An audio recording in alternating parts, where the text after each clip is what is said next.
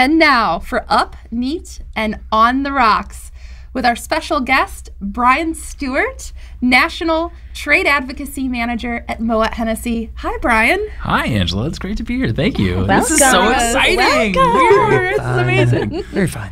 You're part of history now. Well, I mean, we're going to talk about history, so that makes perfect sense.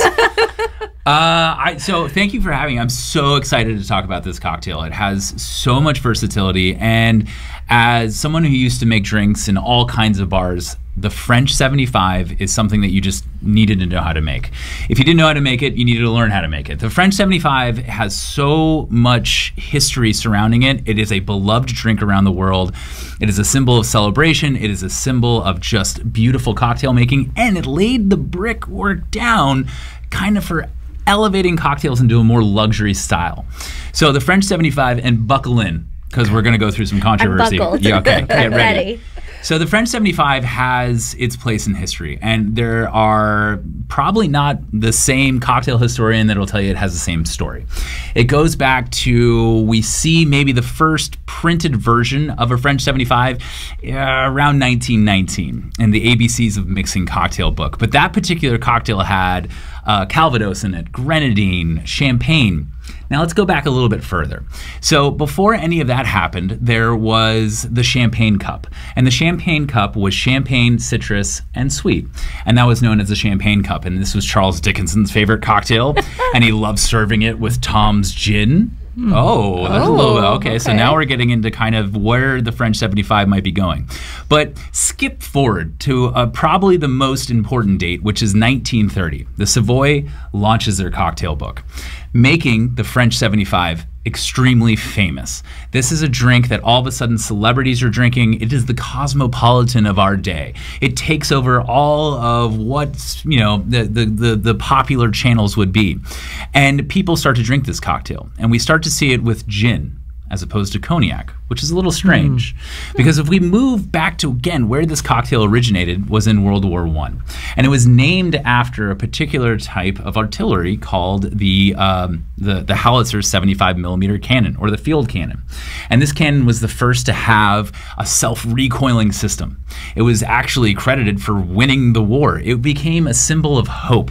So this drink, the way that it was styled and the way that the Savoy made it, was said to have kind of the same effect of being shelled by this cannon. Or it packs a punch. Packs a punch. Packs a punch. Is absolutely correct. It is absolutely correct. So much so that this cannon, and it was so beloved by the French airmen and the British airmen that they would come back from flying a mission, and when they came back successfully, they would take the used shells from this cannon and fill them with cognac and champagne and drink out of that as in terms of celebration, maybe again laying down the brickwork. So I don't know if you get what I'm getting at here. There's some controversy.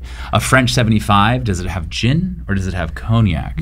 Well, it wasn't until 1948 where we see the drink listed again in another mixology cocktail book, and it said that if you swap out the cognac for gin, this is no longer a French 75. This is more of a Tom's Collins with champagne added to it. I like that for a lot of reasons, particularly because, you know, this cocktail is beloved by a ton of people. But if you really look at where this cocktail came from and the celebration that was and where they were in history when the groundwork for this cocktail comes to be, the cognac and champagne is a perfect fit.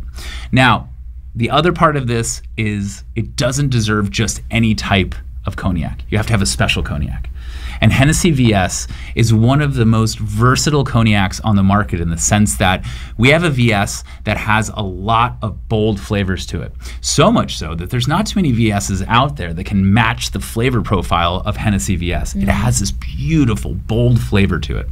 And then you couple it with one of the world's most loved champagnes in Moët and Chandon, and you have the perfect pairing of such a luxurious cocktail that is meant to represent victory, hope, and good times. This cocktail is perfect for so many reasons, and it's incredibly simple. And if you will, I'd love to make one for you right now. Oh, please. Let's do it.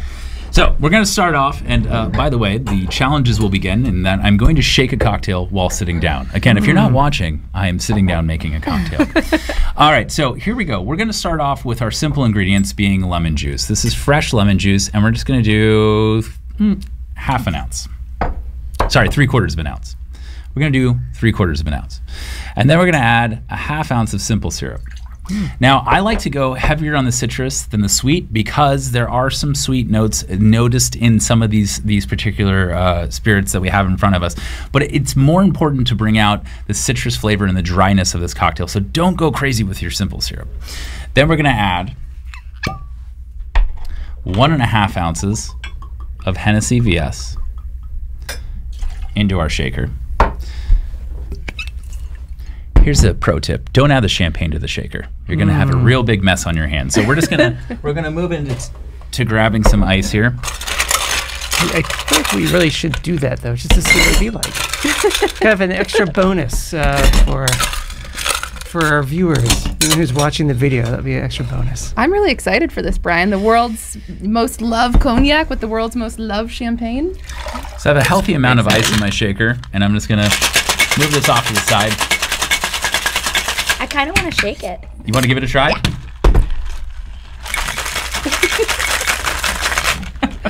Perfect. Nicely shaken. As they say in the Very industry, well done. as they say in the you. industry, don't overshake it, you'll kill it. All right.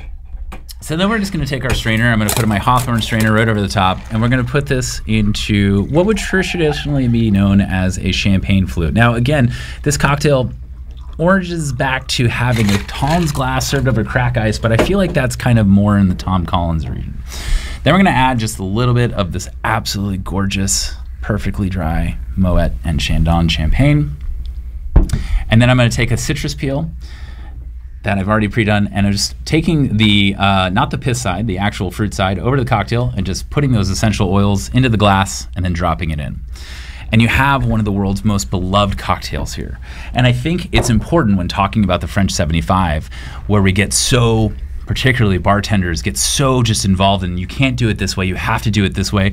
You look at the evolution of this cocktail, and different countries, different celebrations were forming how this was enjoyed, which kind of says this: as long as you're using some of the world's finest products like Hennessy V.S. and Moët and Chandon champagne, and you use fresh ingredients, this cocktail will be enjoyed no matter what. It has the makings for the perfect style, and we don't have to settle for these traditional ways of making cocktails. We just have to respect what came before us. And then we can continue to innovate in that style, even if it's a classic cocktail. That's why this particular drink is one of my favorites, and this is the French 75. I cannot wait to try this. Thank you all for joining us today for our first historic episode of the Engage MH Power of Mixing podcast. It's been a real pleasure. Like, follow, subscribe, YouTube, Instagram. And as Seth would say, L'chaim. L'chaim.